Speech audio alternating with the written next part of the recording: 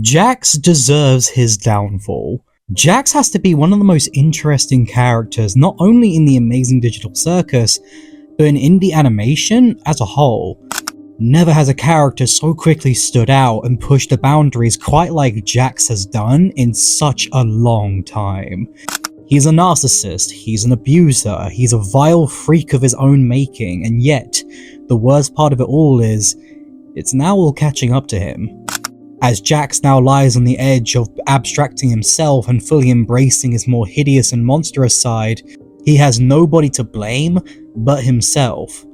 But why is this the case? What about Jax makes him so heinous in comparison to every other circus member?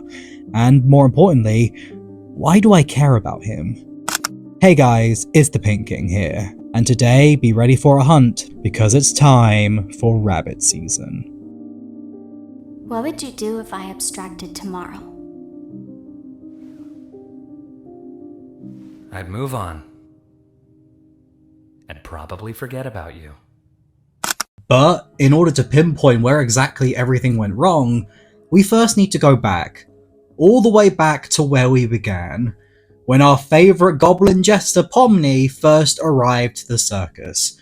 Just like Pomni, we were confused, puzzled, and even a little scared, but once we got settled in, we got to meet so many of the faces here, with characters like Ragatha, Gangle, Kane, and of course, Jax. He was rude, jokey, and always smiling. He was like if you combined Deadpool and Michael Kovac in a blender and poured that mixture into a rabbit suit. He was an absolute jerk. But that was it. There was no deeper meaning behind his actions. There was no humanity beyond his cruelty. It was all just standard rudeness. Well, that was the case. Until we got episode 5. Suddenly, there was something more there. Yes, you had the same snarkiness as before, but there was something else hidden beneath the surface here. Ambiguity. Thanks to the clues given to us by the writers and the animators, it was more obvious the fact that Jax was hiding something from us. What it was, we don't know, but there were clues. A strange door with a crossed out frog similar to Kothmo. This wasn't just some random character, this was someone who actually mattered to Jax. Wait, someone mattered to Jax? But wasn't he the heartless jerk who never showed emotion? Well, not exactly. Go back. Back to where we began again, and look once more. It's all different now. Jax is not someone who's just mindlessly cruel, but instead he's intentionally cruel. He has specific targets in people like Gangle, who he once seemingly picked on for no reason, but now, with hindsight, always picked on for some reason. Whether it be pushing them, shooting a rhino version of them, or constantly breaking their mask, Jax wasn't someone who was aimlessly bullying. He's doing this on purpose. But for what reason? Is it to assert dominance? Pleasure? Or is there something more going on here? Well, to figure that out, we need to go forward, all the way to the present, when Jax was given the most screen time yet, and he and Pomni were once opposing forces but now good friends. A team, in fact. A team who came together in order to win a battle royale. And despite the very simple premise, it is in fact here where we begin to finally understand who Jax actually is. Unlike everyone else in the circus, he views this world, this digital purgatory, as a sinless void, somewhere where he can do whatever he pleases with zero consequences for his actions, and be the self-centered jerk he was always born to be. Everyone here is meaningless, there is no reason to care, everyone is trapped in a cartoon, so why bother being anything else? This is what he believes. And now suddenly, everything that we've seen up until this point, everything starts to make sense. He's a vindictive bully who only cares for himself, and he feels he deserves to torment everyone around him because he simply doesn't care what others think. Everyone is irrelevant to him. He's just in this for himself. He is the self-centered jerk we all knew him to be, only this time, he's far more evil about it. Except, That's not true either. Now hold on, peeps. Do you want to be featured in a video? Just like the amazing Maya the Ghost, Blue Phoenix, and Atomic Convoy?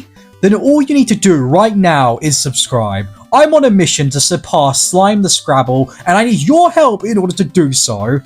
So peeps, if you want to help the cause and join the Pink Nation, then be sure to subscribe right now and comment down below saying you subscribed, and who knows, it might be your name featured in the next video.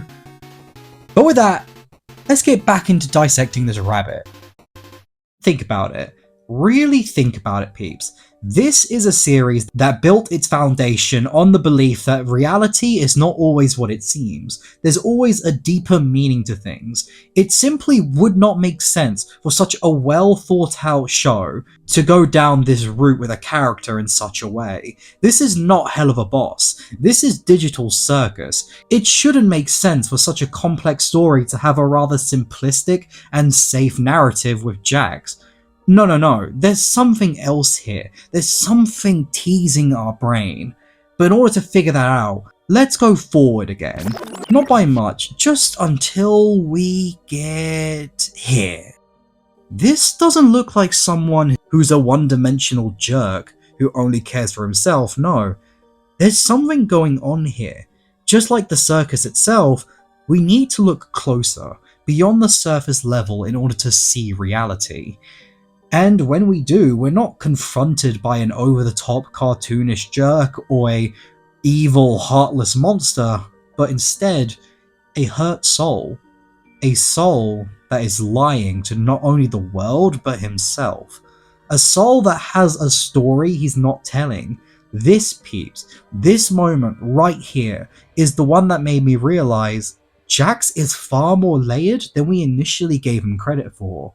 He's repressing emotions, he's lying to himself, pretending he isn't bothered by certain things when in reality he actually is. This, peeps, this is the reason why, despite all the bad stuff this character has done, I still care about him. Because it's more than evident now that Jax is not doing all of this for no reason.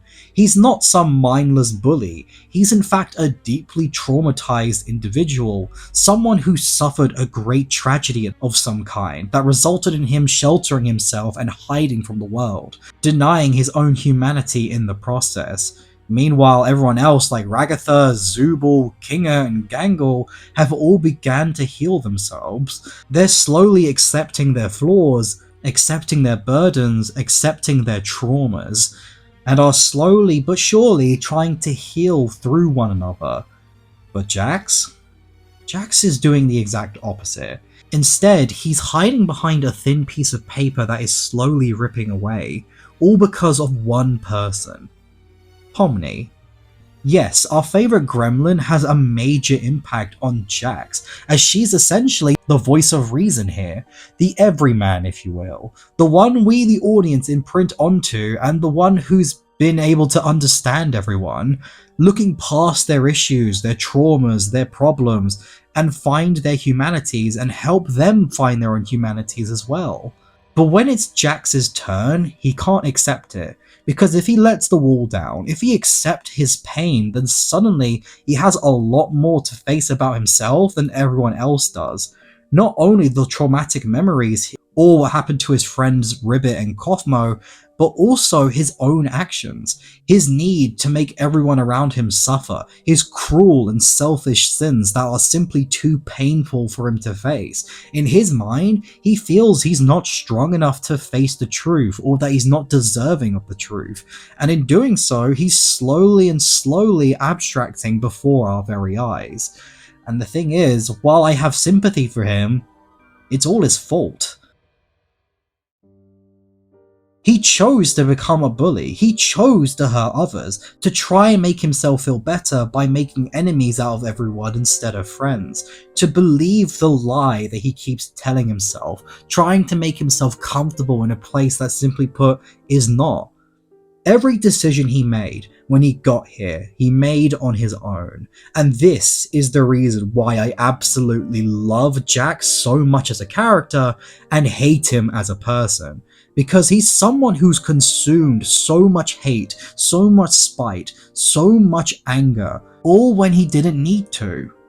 His own choices led him here. He has no one to blame other than himself. So whatever happens in the next 3 episodes will be his own fault entirely. And the thing is, Jax knows this. There's a reason why he crashed out at Pomni blaming him. He blames himself in a way. And he knows that he cannot face the truth, otherwise he runs the risk of abstracting for good. So in conclusion, who is Jax as a character? Who is he really? Well, he's a tortured soul. Someone who has suffered a lot of trauma, but chose to cause more pain because of it rather than learn from it. He's an unfortunate case that happens in the real world, with some victims going on to be abusers in their lives. It's a depressing cycle, and Jax is someone who ended up caught in it. But whether he'll eventually break the cycle or succumb to it, we just don't know. But what do you guys think? What do you think about Jax as a character, and do you think he can be redeemed? Let me know what you guys think down in the comments below, and if you enjoyed today's video and want to see more content just like this, then be sure to like this video and subscribe. Doing so not only tells me that you want to see more content just like this, but it helps me make that content for you guys a whole lot faster. But with that, peeps, it's been the Pink King here, and I will see you all next time.